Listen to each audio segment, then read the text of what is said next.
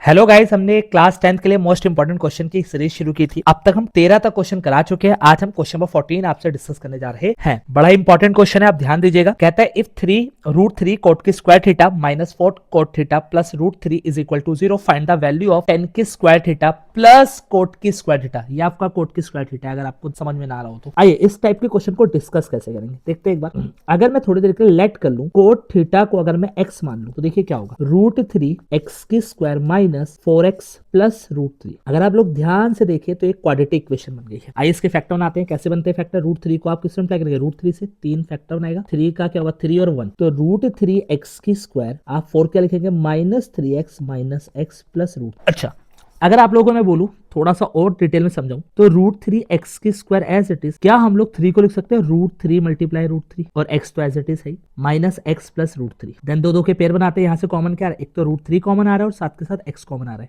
क्या बचेगा आपका? यहाँ आपका बचेगा x और यहाँ आपका बचेगा √3। क्लियर है यहाँ तक? यहां से देखें कॉमन क्या आ रहा है? माइनस का 1 कॉमन ले लिया, क्या बचेगा? x minus √3। क्लियर है यहाँ तक आपको?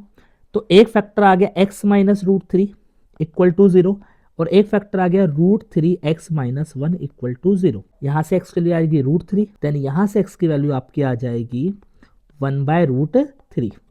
अब देखिएगा, आपने x किसको माना था? x किसको लेट किया था? कोट थीटा को। तो cot theta is equal to √3 और आप लोग पता है कोट थीटा √3 कहां पे होता है? कोट 30 पे।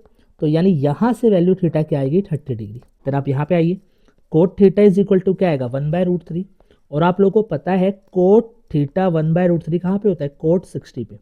तो यहां से थीटा के लिए आएगी 60। क्लियर है यहाँ तक?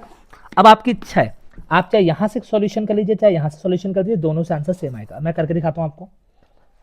देखिए, हमें निकालना है 10 की स्क्वायर थीटा प्लस कोट की स्क्वायर थीटा।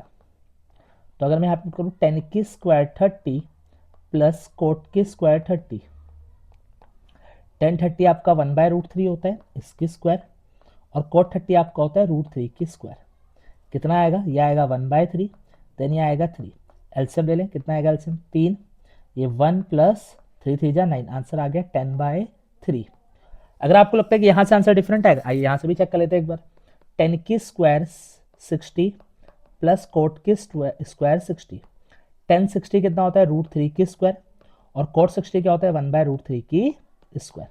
यह आपका 3 आएगा, यह आपका 1/3 आएगा। अगेन एलसीएम लेंगे तो क्या आएगा आपका? 10/3। क्लियर है आपको ये क्वेश्चन? अगर आपको समझ में आ रहा है तो अपने दोस्तों को शेयर कर सकते हैं। धन्यवाद, मिलते हैं आपसे अगली वीडियो।